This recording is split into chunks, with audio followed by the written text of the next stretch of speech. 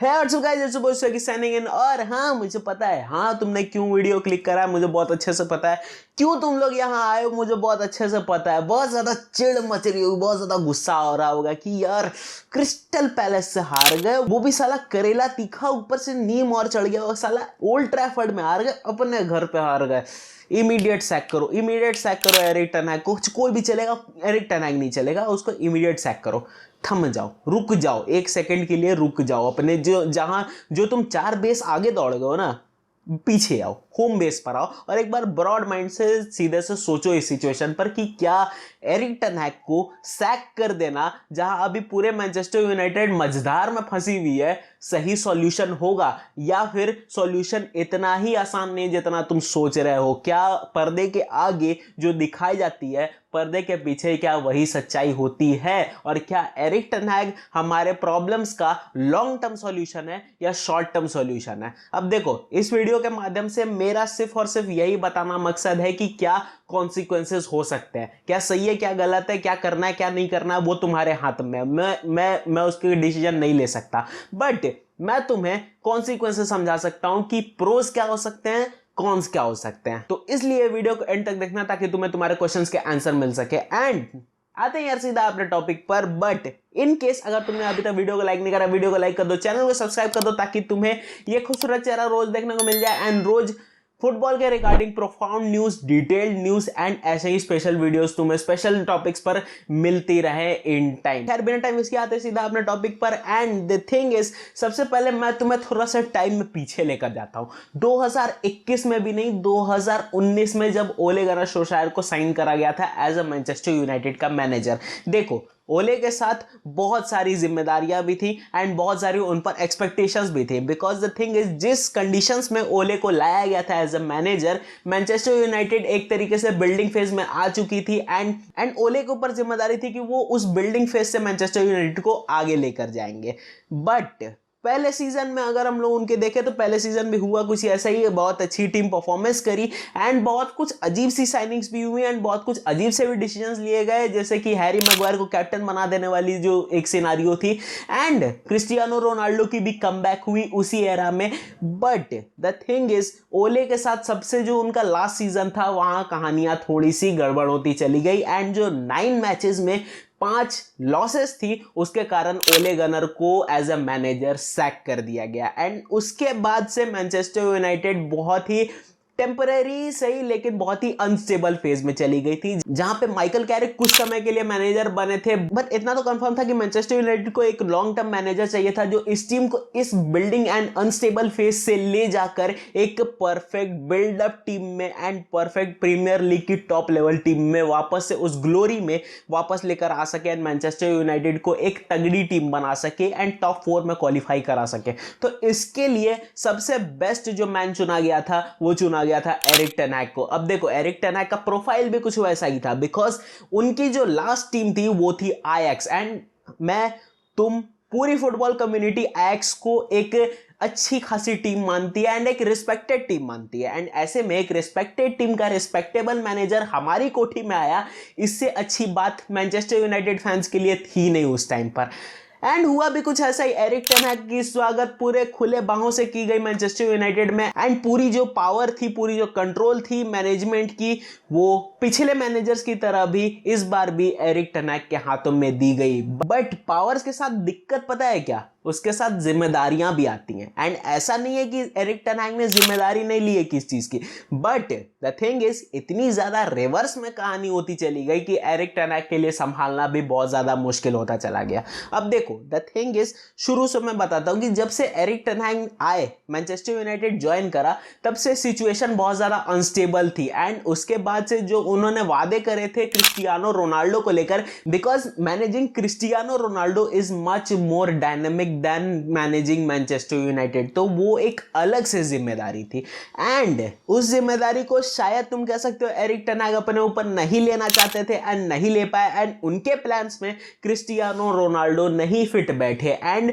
उन्होंने Cristiano Ronaldo को bench करने का सोचा, जो कि ऑफ कोर्स ईगो वाली बात हो गई थी, एंड ऑफ कोर्स वो कहानी तुम्हें ऑलरेडी पता है कि क्रिस्टियानो रोनाल्डो फियास्को कैसे हुई थी, एंड कैसे रोनाल्डो, हमारे बड़े भैया का करियर मैनचेस्टर यूनाइटेड में एंड हुआ था। बट बैक टू ऑल हमारे एरिक टेन हैग पर अभी पिन पॉइंट रहते हैं। तो ये सब कहानी के बीच में एक चीज तो कंफर्म थी कि वो पहला सीजन, जिस पहले सीजन में मैनेजर की बहुत ज्यादा तारीफ की जाती है, उस पहले ही सीजन में एरिक टेन हैग को गाली दी जा रही थी just because of Cristiano Ronaldo fiasco. And बहुत ज्यादा सेटबैक्स एंड बहुत ज्यादा बैकलैशेस झेलने पड़े एरिक टेन हैग को अपने पहले ही सीजन में by Cristiano Ronaldo fans and वो मैनचेस्टर यूनाइटेड के फैंस जो क्रिस्टियानो रोनाल्डो को अपना स्टार, अपना लेजेंड मानते थे। एंड सिर्फ क्रिस्टियानो रोनाल्डो के साथ नहीं, बहुत सारी ऐसी कहानियां हुई, लाइक डेविड डेया के साथ भी कहानी हुई, हैरी मैग्वायर की भी कहानी हुई, अभी जेडन सैंचो और एंटनी की भी कहानी लटकी पड़ी है। बट जो सबसे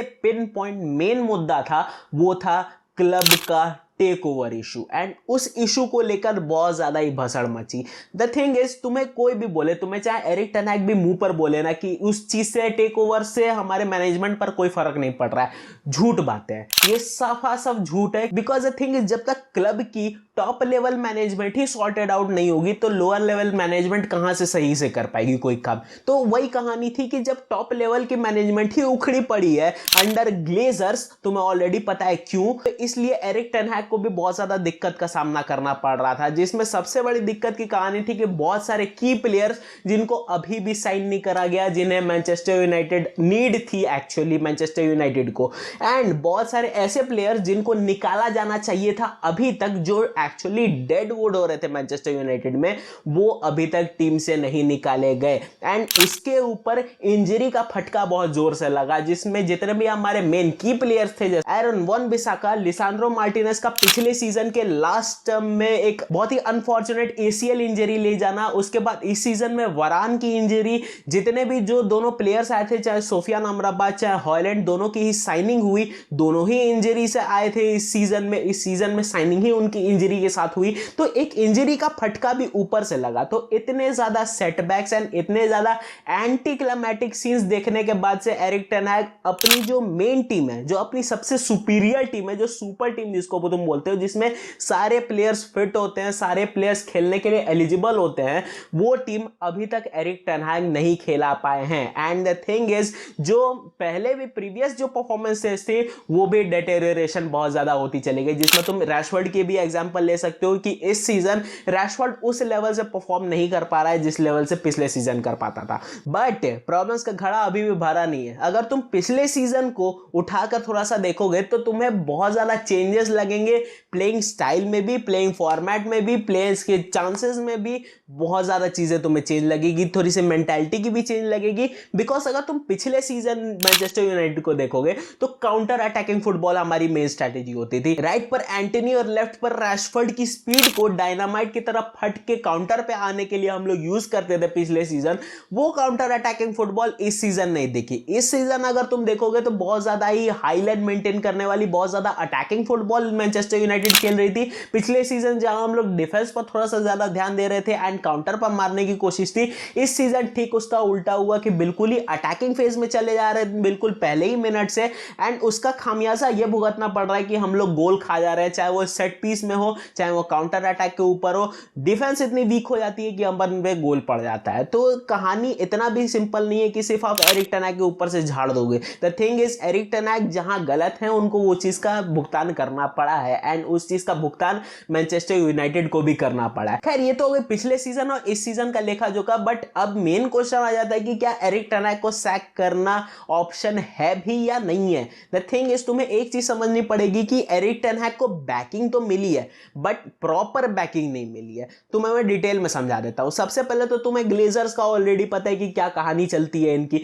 ये पैसा कभी भी पूर्ण रूप से कभी देने नहीं वाले। एंड जो की प्लेयर्स है जिनको एक्चुअली साइन करके लेकर आना था, जैसे कि बेंजामिन पवार्ड हो गया इस सीजन हमारे सेंटर बैक के रोल पर, वो प्लेयर कभी साइन हुआ ही नहीं। टोदिबो कभी साइन हुआ ही नहीं। एंड जो मेन जहां पर हमें सबसे ज्यादा साइनिंग की जरूरत थी वहां हमने प्लेयर साइन करके नहीं लेके आए। एंड उसके ऊपर जो ओवर ओवर प्राइसिंग और ओवर पेइंग की जो कहानी है वो सबसे ज्यादा हॉन्ट कर रही है मैनचेस्टर यूनाइटेड को इस टाइम पर। सबसे पहले तो जो डेडवुड था जैसे कि हैरी मैगवायर को सबसे पहले मैनचेस्टर यूनाइटेड निकाल नहीं पाई जस्ट बिकॉज ऑफ वो एक्स्ट्रा पैसे देने को तैयार नहीं थे। एंड सबसे बड़ी जो दिक्कत आ जाती है वो आ जाती है ओनरशिप की ही, कि क्या ओनरशिप अच्छे से मैनेजर को बैक करने को तैयार है? तो सीधा से आंसर है नहीं, वो अच्छे से कभी बैक नहीं करते एंड किसी को बैक नहीं करते। ओले के साथ भी वही कहानी हुई थी, माइकल कैरिक के साथ भी वही कहानी हुई। खैर माइकल कैरिक तो इंटरमीडिएट मैनेजर थे तो उनके साथ तो बहुत ज्यादा सीरियस सिनारियो नहीं था, बट एरिक टेन हैग के साथ भी ओले 2.0 वाली कहानी हो रही है कि आप अच्छे से बैकिंग नहीं कर रहे हो। बट इसमें भी आ जाता है कि सिर्फ और सिर्फ आप ओनरशिप को गाली नहीं दे सकते हो, बिकॉज ओनरशिप ने बहुत सारे ऐसे भी प्लेयर्स लेकर आए जो एक्चुअली एरिक टेन हैग चाहते थे एंड एरिक टेन हैग को जरूरत थी, जैसे कि हॉयलैंड की साइनिंग हो गई, जैसे कि आंद्रे ओनाना की साइनिंग हो गई, जैसे कि सोफियान अमराबाद की साइनिंग हो गई, जैसे कि मेसन माउंट को लेकर आए हम लोग इस सीजन। द थिंग इज एक चीज तो कंफर्म था कि एरिक टेन हैग को बहुत सारे प्लेयर्स तो नहीं, सारे प्लेयर्स तो नहीं, लेकिन कुछ की प्लेयर्स मिल गए थे एंड उन की प्लेयर्स के साथ भी ऐसे कंफ्यूजन वाली परफॉर्मेंस एरिक टेन हैग के ऊपर भारी पड़ी। बट इतना तो कंफर्म है कि एरिक टेन हैग अपने प्रॉब्लम और उस प्रॉब्लम के सॉल्यूशन को बहुत अच्छे से समझते हैं। एंड क्या सैकिंग सच में ऑप्शन है? देखो अभी तुम्हें करंट सिनारियो समझने पड़ेंगे मैनचेस्टर यूनाइटेड के। देखो मैनचेस्टर यूनाइटेड मझधार में फंसी पड़ी है, अभी बहुत ज्यादा खिचड़ी पकी हुई है। जो पुराने प्लेयर्स हैं जो नए प्लेयर्स हैं उन दोनों को मिलाकर, द थिंग इज डेडवुड इतना ज्यादा इकट्ठा हो रखा है मैनचेस्टर यूनाइटेड में कि सबसे पहले तो आपको डेडवुड हटाना पड़ेगा एंड जो की प्लेयर्स हैं जो एक्चुअली वैल्यूएबल हो रहे हैं मैनचेस्टर यूनाइटेड के लिए इस स्क्वाड में वो आपको लेकर आने पड़ेंगे, बिकॉज हमारी जो इन स्क्वाड जो इन टीम खेलती है वो बहुत अच्छी है बट बेंच स्क्वाड हमारी बिल्कुल ही रद्दड़ है। तो ऐसे में अब एरिक टेन हैग के ऊपर और ज्यादा प्रेशर आ जाता है कि जो आपके की प्लेयर्स हैं उनको ही आप टाइम देते रहो। एंड जो सबसे बड़ी जो बात हो जाती है वो हो जाती है कि अगर एरिक टेन हैग जो हैं उन्होंने पिछले साल से अभी तक काम करा है तो एटलीस्ट 20% भी करा होगा, 30% भी करा होगा। परसेंटेज में तो एक्चुअली कैलकुलेट नहीं कर सकते बट पहले से प्रोग्रेस तो आई है उनके अंदर। अब कोई नए मैनेजर को इनको हटाकर अब तुम एरिक टेन हैग को हटाकर कोई नए मैनेजर को साइन कर दोगे तो सबसे बड़ा दिक्कत यह आ जाता है कि जो नया मैनेजर आएगा वो बिल्कुल ही जीरो से शुरू करेगा, वो फिर अपने मर्जी के प्लेयर साइन करवाएगा। बट एरिक टेन हैग के एरा के तो प्लेयर सारे मैनचेस्टर यूनाइटेड में ही रह गए एंड इसका डेडवुड इकट्ठा हो रखा क्योंकि बहुत ज्यादा हाई प्राइसेस पे, ओवर प्राइसेस पे हमने देखकर इन सारे प्लेयर्स को खरीदा है। तो अगर कम में बेचेंगे तो वो भी लॉस की कहानी, वो कभी ग्लेजर्स करने नहीं जाएंगे। तो ये डेडवुड फिर नए मैनेजर पे इकट्ठा हो जाएगा, नए मैनेजर को हेडेक हो जाएगा जबरदस्ती इनको खिलाने का। तो ऐसे में नए मैनेजर पे प्रेशर बहुत ज्यादा पड़ जाएगा एंड फिर वही उसकी परफॉर्मेंस नहीं आएगी, उसको सैक कर देगा, फिर किसी और को लेकर आएगा, फिर उसकी भी वही कहानी हो जाएगी, इसके एरा की डेडवुड उसके सर पे पड़ जाएगी एंड यही साइकिल फिर ऑन एंड ऑन रिपीट होती चली जाएगी। तो एरिक टेन हैग को सैक करने पे इतनी ज्यादा प्रॉब्लम्स मैनचेस्टर यूनाइटेड को फेस करनी पड़ेगी। द थिंग इज तुम्हें एक चीज समझना पड़ेगा कि मैनचेस्टर यूनाइटेड और एरिक टेन हैग का जो प्रॉब्लम है वो लॉन्ग टर्म प्रॉब्लम है। वो शॉर्ट टर्म बिल्कुल ही नए मैनेजर को साइन कर देगा तो बिल्कुल ही चैंपियंस लीग जितवा देगा और बिल्कुल ही प्रीमियर लीग जितवा देगा, वो वाली कहानी मैनचेस्टर यूनाइटेड के साथ नहीं है। मैनचेस्टर यूनाइटेड की लॉन्ग टर्म प्रॉब्लम है जो पिछले 10 साल 13 साल से चलती चली आ रही है। वो जब तक एक लॉन्ग टर्म मैनेजर नहीं होगा, जब तक 2-3 साल एक्चुअली एरिक टेन हैग को टाइम नहीं दिया जाएगा, उस गलत फेज से, अनस्टेबल फेज से ऊपर एक स्टेबल फेज में लाकर खड़ा करने की, तब तक ये प्रॉब्लम सॉल्व नहीं होने वाला है। बिकॉज द थिंग इज बहुत सारे मैनेजर्स हैं जिनको शुरुआत में गाली पड़ी थी, जिसमें तुम मिकेल आर्टेटा का नाम ले सकते हो, शावी का नाम ले सकते हो, उन सबको शुरू में गाली पड़ी थी, लेकिन अब तुम उनकी टीम की परफॉर्मेंस देख सकते हो। खैर ये तो हो गई थोड़ा लेखा जोखा मेरे तरफ से, अब तुम्हारे ऊपर है, तुम डिसाइड कर लो कि क्या एरिक टेन हैग को सैक कर देना चाहिए ऐसे मूवमेंट पे या फिर एरिक टेन हैग को थोड़ा और ज्यादा टाइम देना चाहिए। कमेंट सेक्शन में तुम अपनी फिलॉसफीज बता सकते हो। एंड यार आज की इस मजदूरी को यहीं एंड करते हैं। मैं मिलता हूं तुमसे किसी और दिन किसी और नए टॉपिक पर। सुबह स्वेगी साइनिंग आउट।